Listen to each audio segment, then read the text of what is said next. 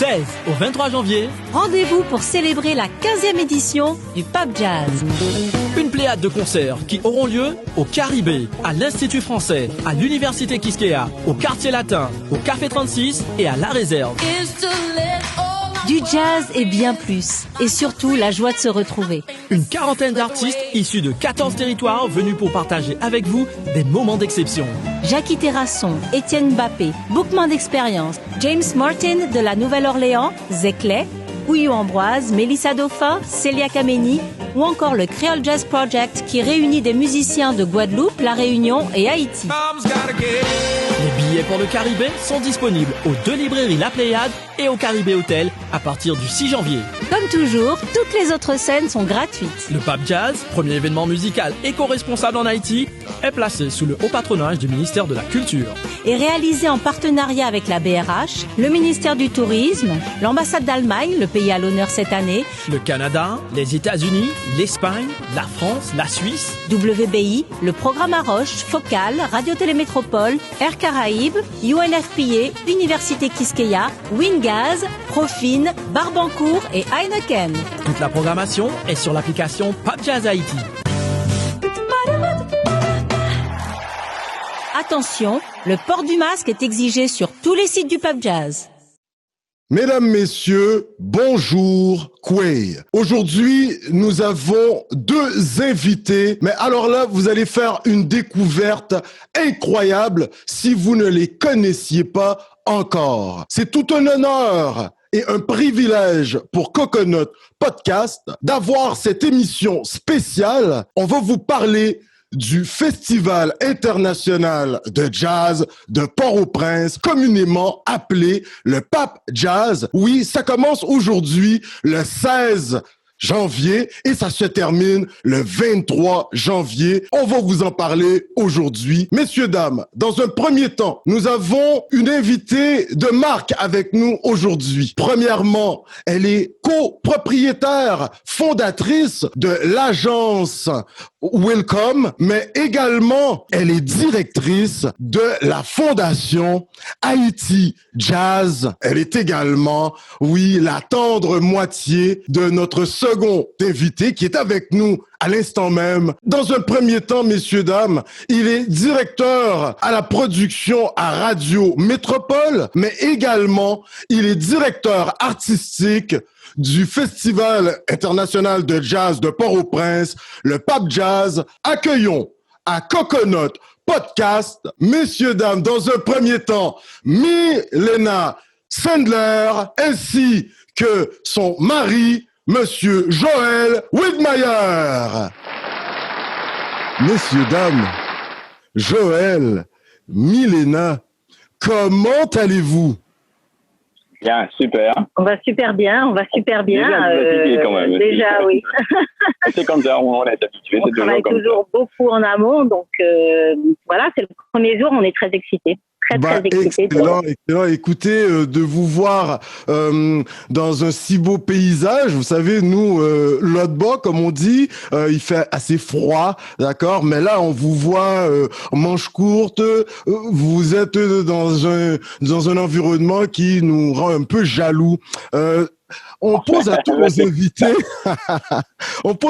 invités, on leur demande sur le plan personnel et sur le plan professionnel. Alors, dans un premier temps, on va commencer avec Madame, bien sûr, Monsieur Widmeyer.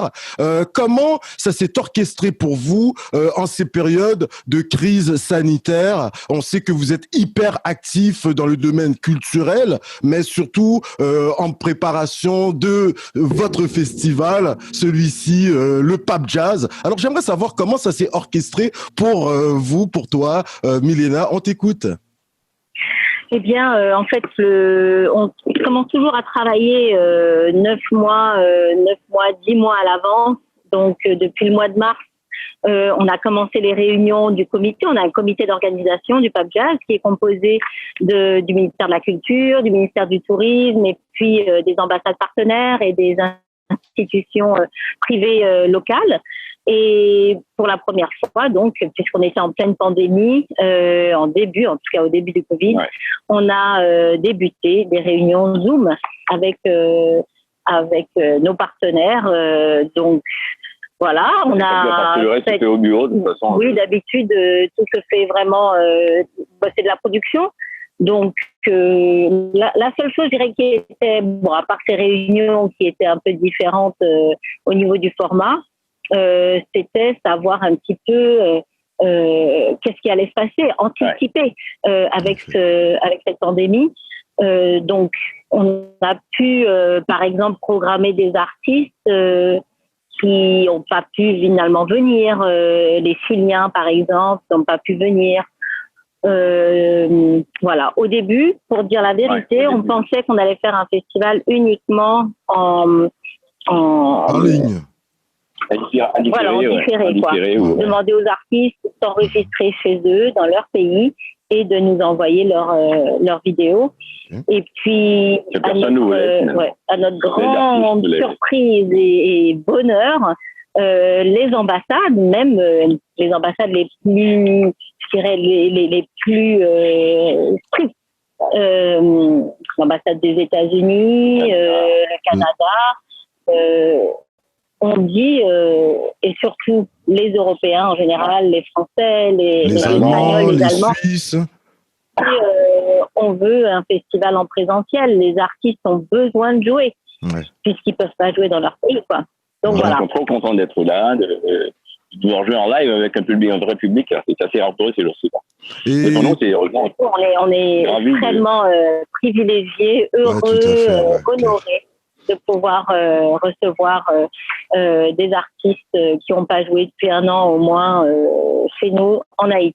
C'est magnifique. Mais sinon, le Covid ne t'a pas affecté au début, je veux dire, pour la préparation, non ça va. Bon, on a des masques, hein, on a tous nos masques. Hein. Ouais, voilà, vous avez les masques du festival, là, que vous... Le festival, c'est une batterie de mesures, là. Super. Les mesures sont prises, voilà. Et donc, vous en distribuez aux festivaliers. Vous distribuez des masques aux festivaliers. Absolument. Voilà. En fait, on va distribuer des masques aux festivaliers. On a l'appui du ministère de la Santé pour la première fois pour s'assurer que les gestes barrières sont bien respectés. Distanciation. On va réduire la jauge. Donc, au lieu d'avoir...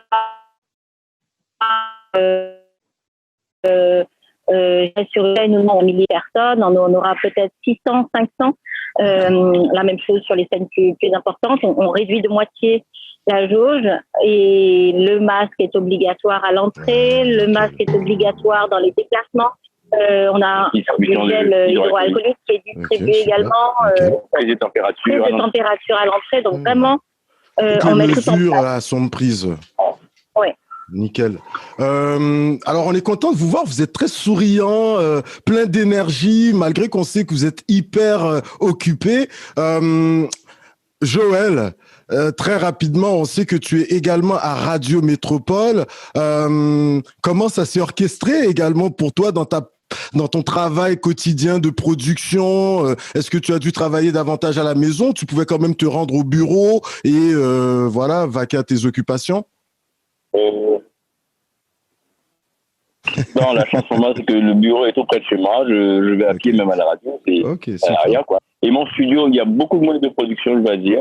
Il y a moins de production, mais quand même, je fais des productions à la radio. Les gens viennent sur place. Je nettoie les studios chaque jour, bien sûr. On peut nettoyer, quoi. Et puis, les gens viennent faire leur voix et je fais des montages. Je suis seul au studio, il n'y a pas vraiment de problème. Donc, ça se passe sans problème pour moi, heureusement, quoi. Ouais.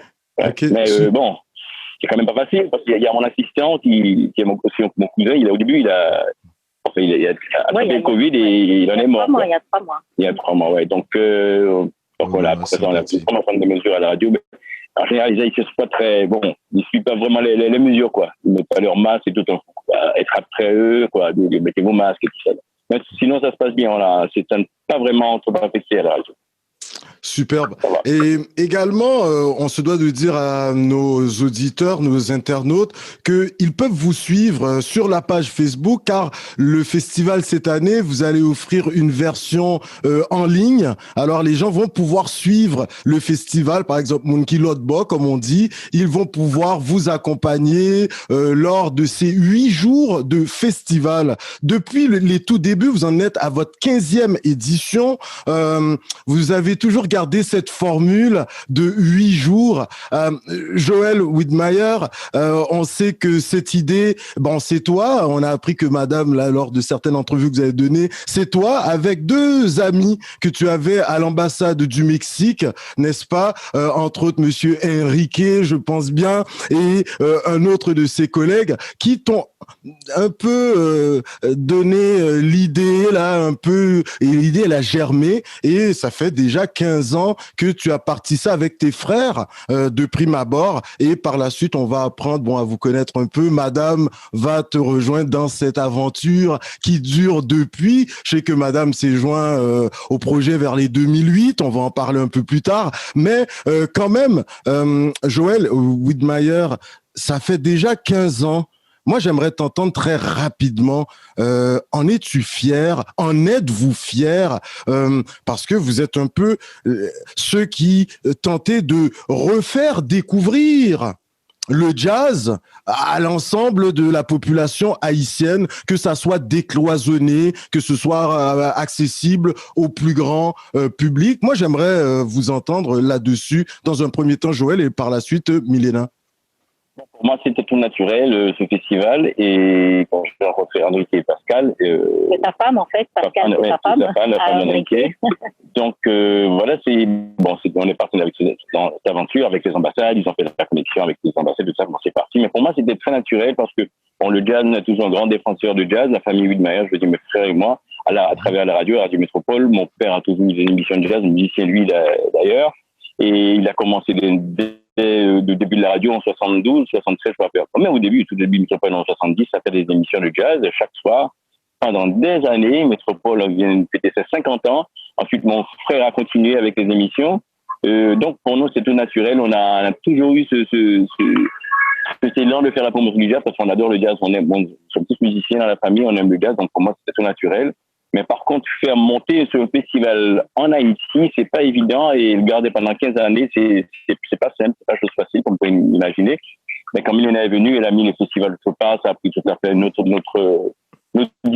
dimension, et avec tous ces bagages qu'elle a pu amener même, parce que moi, je sais, je ne vais pas continuer, c'est clair, hein. Et donc, puis, on adore ce qu'on fait, c'est l'amour, on dit toujours ça, c'est l'amour pour ce qu'on fait pour ce festival, pour rencontrer des musiciens, échanger. Et voilà, être au festival, nous, jouir de la musique, cette musique de ces musiciens-là qu'on fait venir, et voir le public qui s'amuse, les gens qui sont contents, on a ce qu'on peut apporter à ce pays, et à tous ces gens-là qui chaque année attendent ce festival. Donc pour nous, c'est une vraie joie, quoi. Vraiment, pour nous, même si on est fatigué, on est crevé, mais c'est une joie pour nous. On le fait tellement naturellement, avec beaucoup d'amour, beaucoup de bonheur. Donc c'est la passion, quoi. C'est la passion. Nickel. Et nous aimerions t'entendre. Bon, effectivement, moi, je suis arrivée en Haïti en 2008 et 2 ans après, le festival a commencé. Oui, tout à fait. Mais bon, j'ai toujours aimé le live, le spectacle vivant, la musique. J'étais manager de musique. Donc, c'est quelque chose. Et puis, la régie d'un événement comme ça, c'est une chance de pouvoir justement mettre en œuvre quelque chose comme ça qui apporte. C'est un énorme plus, c'est vrai. C'est vrai que dans le paysage en Haïti, d'avoir un festival qui est à 80% gratuit, qui est un lieu de cohésion sociale, chose difficile et rare dans ce pays.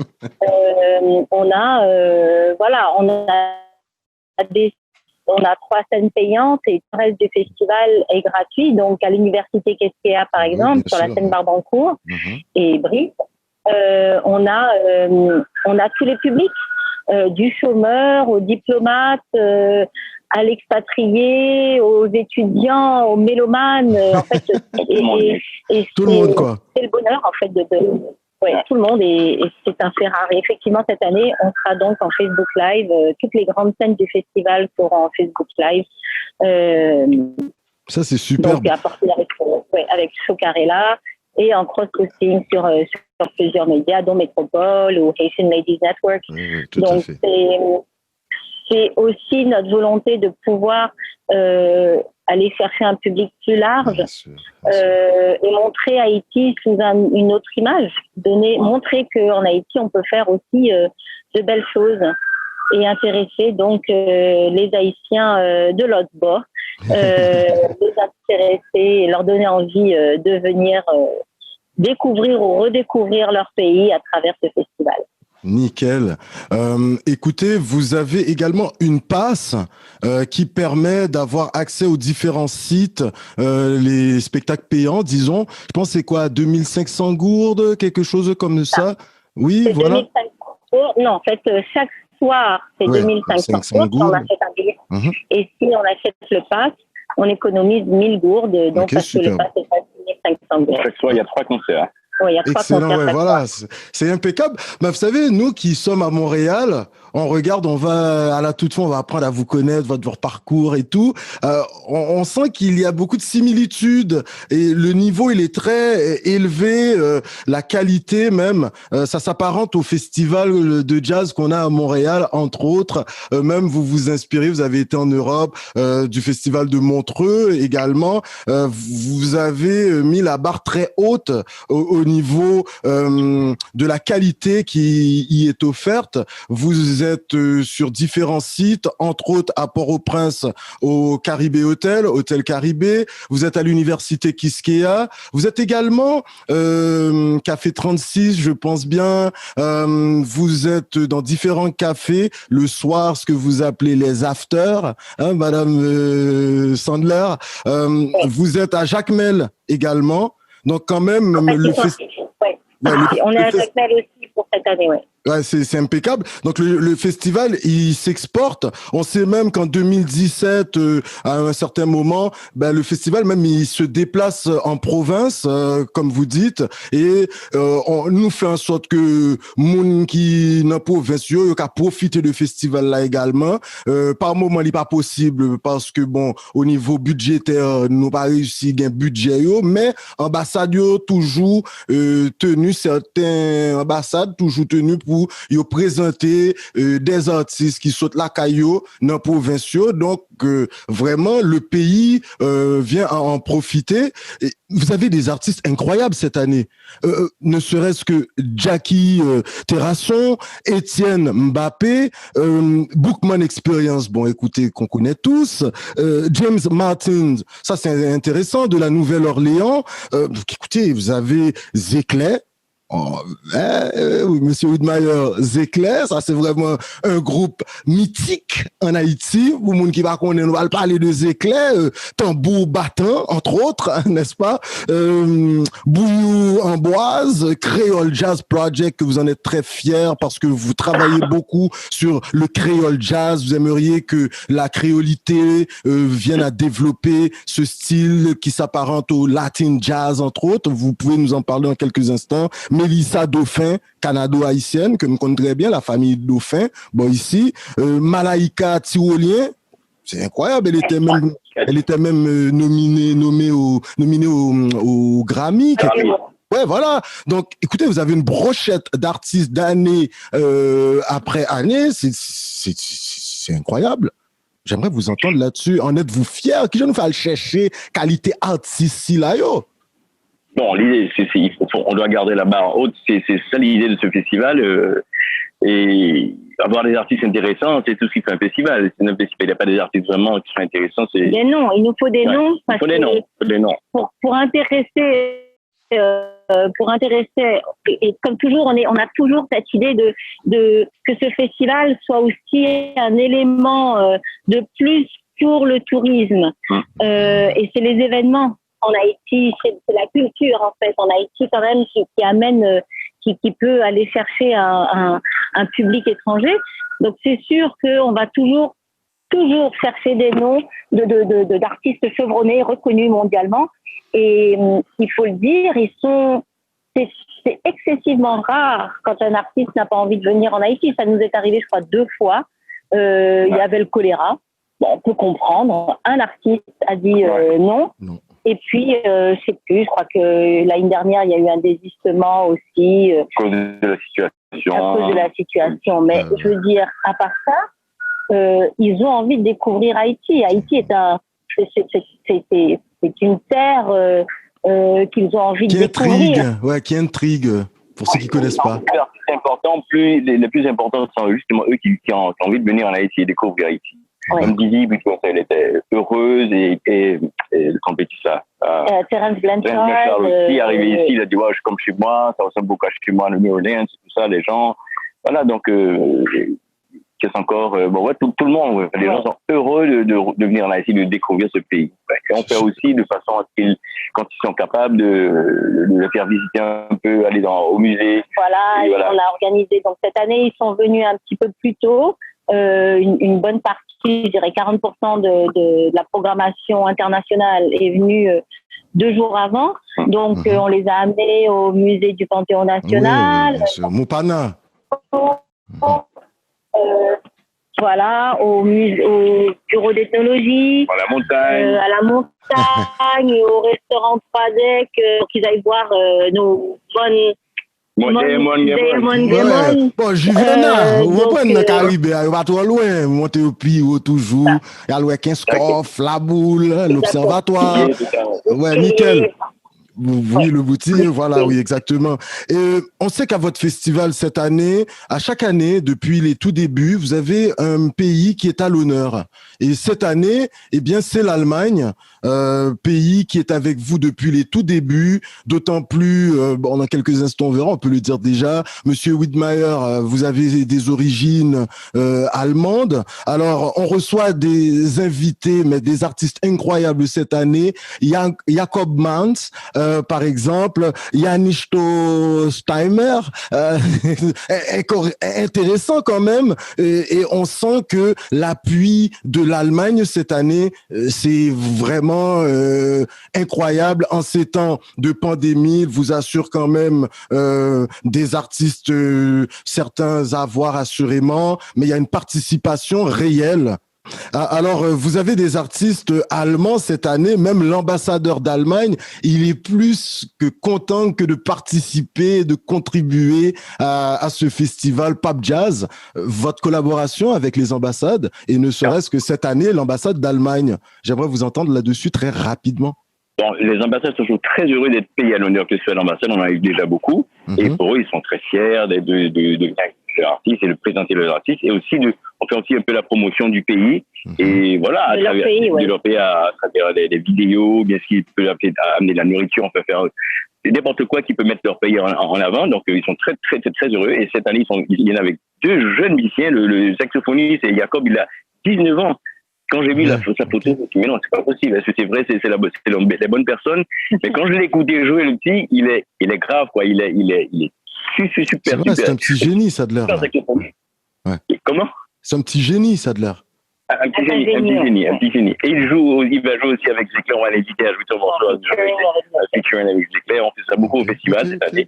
Donc vraiment, les ambassadeurs sont très contents, très heureux d'être au festival, d'être payés à l'honneur et de participer. Ils sont très fiers. Il y a même une petite compétition des fois entre les artistes et tout. Voilà. Donc voilà, c'est une super ambiance, quoi. Et c'est vrai que cette année, on a voulu débuter ce projet de Creole Jazz Project, qui est donc une résidence avec qui viennent un peu partout. Donc, on a Malika Tyrolien, dont on a parlé tout à l'heure, qui a eu beaucoup de collaborations avec Snarky Puppy, nominé 3 fois au Grammy, avec Olivier Kerourio, qui est un harmoniciste de la Réunion, excellent harmoniciste. Grand bateau. Plutôt, en fait, Jean-Christophe Maillard, lui aussi guadeloupéen qui vit à New York. On a ici encore, voilà. Mouchi, mon frère. Et on a Arvel Nakoli. Donc, ils viennent une semaine et ils vont travailler sur... ils vont revisiter des œuvres qu'ils ont chacun, ensemble, pour présenter, donc restituer le projet à la clôture du festival. Ça va être aussi documenté avec un petit documentaire de 12 minutes qu'on va pouvoir justement diffuser un peu partout sur votre... Oui, bien sûr, sur Coconut Podcast, on diffuse, c'est clair. Podcast avec grand plaisir. Et c'est un projet qu'on veut mettre en œuvre chaque année avec d'autres artistes. Donc, c'est là c'est justement dans la quête de mettre le créole jazz en avant, de faire la promotion du créole jazz, parce que pour nous c'est super important le créole jazz, et on pense que c'est une musique qui peut s'exporter. Ça devrait pouvoir être comme le Latin jazz, mais c'est dommage que nous ne sommes pas aussi bien organisés, on n'a pas les moyens du Latin jazz, mais ça va arriver un jour. Il faut que cette musique, elle existe déjà, qu'elle se développe, justement, que c'est un grand brassage entre nous, qu'on joue entre nous, qu'on réalise vraiment que c'est possible de faire ça. Moi, je suis à fond là-dessus, le festival, enfin la Fondation Haïti Jazz, on fait tout capable et tout ce qu'on peut pour mettre cette musique en avant. Voilà. Nickel. Écoutez, la question qui tue, comme on dit, comment c'est que de travailler avec la famille? Écoutez, Monsieur Widmayer, Joël, vous travaillez avec Monsieur Richard Widmayer, qui est PDG à Radio Télé Métropole. Vous avez votre frère Moshi, je pense, grand guitariste, il vous accompagnait là au SOBs, vous jouiez, mais c'était incroyable, vous êtes à la batterie, mais vous êtes un musicien impeccable, vous chantez en même temps, je sais pas comment vous faites, franchement. Moi, j'aimerais vous entendre très rapidement, comment c'est que de travailler avec la famille, vous travaillez avec madame, là, quotidiennement, c'est un peu votre agente, là, comme ça, l'impresario, là. J'aimerais savoir comment c'est. Parce que franchement, avec votre cousin qui était assistant à Radio Métropole, travaille avec vous, comment c'est là? Comment c'était? Comment c'est? Vous avez travaillé avec papa aussi, qu'on va parler, Monsieur Herbie Widmayer. Ouais, c'est tout naturel. Au fait, pour moi, encore une fois, ça a été tout naturel parce que tout petit, j'ai vu mon père et ma mère travailler ensemble, monter Radio Métropole. Mon père fait de la musique avec des amis. Donc, c'est plus ou moins la même ambiance. Et tout petit, on a commencé à jouer ensemble, nos frères. On a toujours joué ensemble et avec mon papa aussi. Donc, pour moi, ça va de soi, c'est normal. C'est comme ça que ça se fait. Pour moi, je ne connais pas d'autres choses d'ailleurs. Ma maman a toujours été très présente pas dans la musique vraiment, mais dans la radio et dans nos productions. Elle nous aidait toujours de donner. Ouais. Donc, ensuite, bon, pour moi, à la radio, c'est comme ça. Et la musique aussi, c'est pareil. Et travailler avec Milena, c'est comme si je revois mon père et ma mère. Pour moi, je commence à travailler avec Milena depuis avant, avec sa mère, avec Toto Bissell. Je voyage avec Toto Bissell, elle était déjà là. Elle était dans la production avec nous. Bon, donc, et pour elle, je crois que c'est pareil avec sa maman, elle a vu qui était tout le temps on the road, mais elle a suivi aussi. Elle a produit avec sa maman après. Donc, pour moi, c'est normal. C'est pas toujours évident, hein, c'est pas toujours facile. Et bon, c'est pas toujours facile, mais avec mes frères, évidemment, il y a un petit peu de gueule, mais quand même, pour nous, c'est comme ça. Et on est fiers quand on sort un produit qui est bien, la radio, tout ce qu'on de la radio aujourd'hui, sur Besoin Métropole, musique, ce qu'on fait en Haïti musicalement, bon, on est très contents. Et on est très fiers de ça parce que, bon, je pense que ça apporte des choses à ce pays, à des musiciens, on a fait même un peu école, des clés, tout ça. Et bon, voilà, on continue cette quête, cette mission, si je peux dire, voilà, pour moi, c'est naturel. Je connais pas autre chose. Superbe. Écoutez, avant même de vous laisser, il reste à peine 5 minutes, même pas. Écoutez, vous êtes les tenants d'un héritage, les deux, mais au niveau culturel, c'est incroyable. C'est vrai, en faisant les recherches, on découvre ça. Mais on a fait des recherches impeccables, incroyables. Et véritablement, Herbie Widmayer, chanteur, homme de scène. Il a été à la radio au tout début, Radio Haïti. Il va fonder Radio Métropole en 1970. Vous fêtiez les 50 ans de Radio Métropole l'an passé. Quand même, félicitations là, tu sais. Milena, votre papa, excusez-moi, Monsieur Widmayer, chante Femme Pays, entre autres. Il va laisser, mais il va chanter avec Issa El Sae Orchestra, mais un peu les crooners de l'époque, les Frank Sinatra, pour moi, en quelque sorte. Madame Sandler, Milena, vous êtes la fille de Marie-Clotilde, dit Toto Bissell. Quand même, c'est incroyable. Elle va faire Papa Loco, c'est Papa Dambala. Mais est-ce que vous êtes conscient aujourd'hui, on sait que vous étiez, je pense l'an dernier, Madame Sandler, il y avait une belle exposition sur votre maman et vous étiez pas mal ému. Je pense que c'était les Marocains qui présentaient cette exposition et vous étiez quand même ému. Aujourd'hui, c'est vous qui avez les droits Internet de l'œuvre de maman. Êtes-vous consciente que vous êtes avec un autre tenant d'un héritage en Haïti et vous vous assurez de faire connaître cet héritage? Milena, j'aimerais t'entendre par la suite, Monsieur Widmayer, et on va presque conclure. Je vous écoute. En fait, oui, je crois qu'on est très conscients tous les deux et c'est important pour nous de faire, de présenter l'œuvre de nos parents respectifs. Et autant on a fait ensemble un hommage à Herbie Widmayer qui était fait à Métropole et c'est Joël qui me pousse d'ailleurs un peu plus que moi-même à continuer de faire de présenter Toto Vicente dès que c'est possible et sous tous les moyens possibles. On a une expo donc qui tourne. Qui est allé en Guadeloupe, bien sûr en Haïti, à Miami, à Paris, à New York l'année dernière, à Montréal. Et on a aussi un spectacle qui entoure cette expo qui va être présenté normalement en juillet en Martinique. Donc on est conscient que c'est important de transmettre à la jeune génération aussi ces figures qui ont fait le paysage radiophonique et musical pour Herbie et théâtral, cinématographique et musical pour Toto.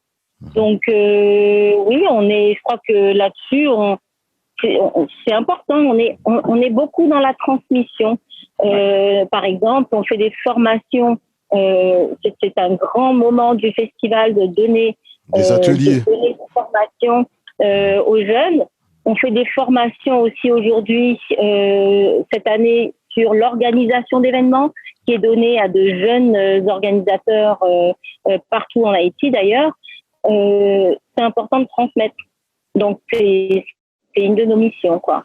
Et Joël, en 30 secondes, l'héritage de papa. Ben oui, on essaie de le garder, de faire rester peut-être encore un peu vivant.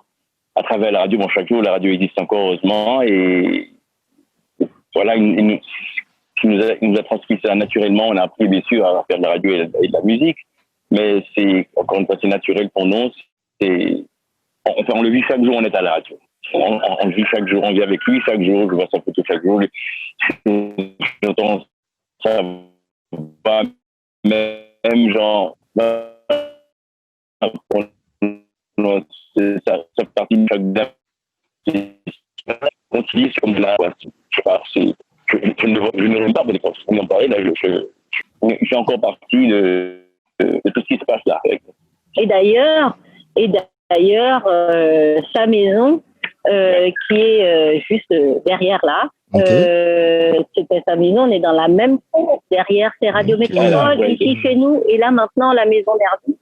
C'est la Fondation Haïti Jazz. Donc, on vit avec Herbie tous les jours. On a même laissé ça, le bureau de la Fondation. Ok, et avant de vous laisser, parce qu'on sait que vous êtes hyper occupé, là, vous donnez des entrevues toute la journée, là, en préparation, me faire connaître. Monsieur Widmayer, la question est la suivante. Quel groupe vous a le plus influencé parmi les suivants? Les Starlets, les Mini Brothers ou je vous dirais Tabou Combo?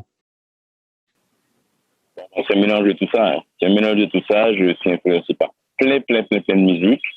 Et puis ça, c'est la musique de papa, bien sûr, qui lui a été déjà influencé par la musique brésilienne, par le jazz, par tout ça. Nous aussi, il nous a transmis ça directement. Et aussi par la musique haïtienne, par le rara qui passe dans les rues, par la cérémonie de vaudou qui se fait dans la montagne. C'est un tout ça. Ça fait partie de tout mon univers musical, quoi. J'en sais partout. Ouais, par tout ça. Superbe. Écoutez, le grand batteur, chanteur de Zeclé.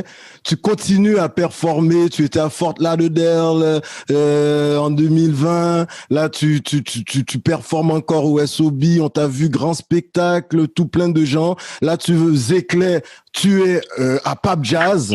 Alors, écoute, on attend de voir ton spectacle. On espère que tu vas être en ligne et on espère qu'on va voir les afters, Madame Sandler, comme vous aimez bien nous les présenter.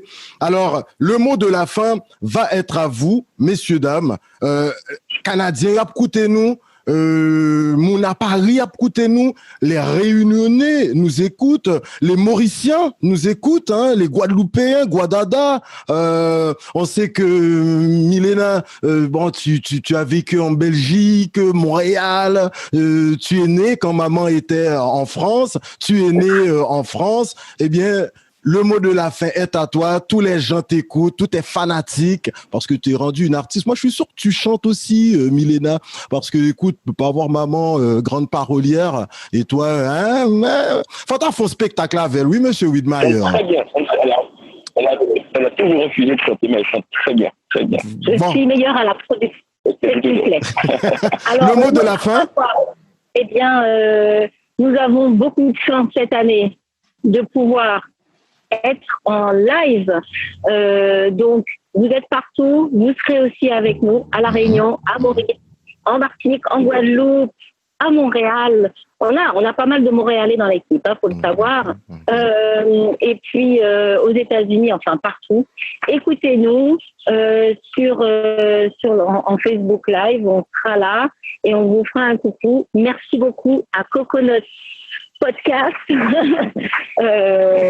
Voilà, merci beaucoup à vous et on est très excités, très impatients du début de ce festival et sur 8 jours ça va être la folie.